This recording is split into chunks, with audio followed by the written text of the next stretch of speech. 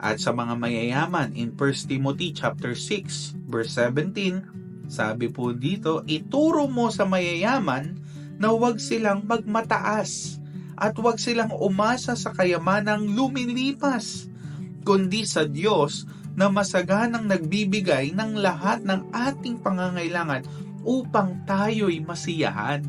So si Lord naman talaga lahat yan. Siya ang nagbibigay ng kayamanan. Siya ang nagbibigay ng kasapatan, ng kasiyahan sa atin. Kung anong meron, makontento. Kung may pangarap, then go. But isama si Lord sa mga pangarap. Huwag siyang kakalimutan. Laging magtanong.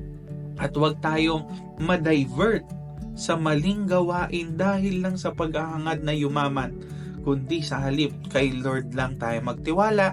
Ang mga ginagawa natin, ipag-pray natin na siya ang magpayaman ng mga ito at wag na tayong mainggit sa ating mga kapwa.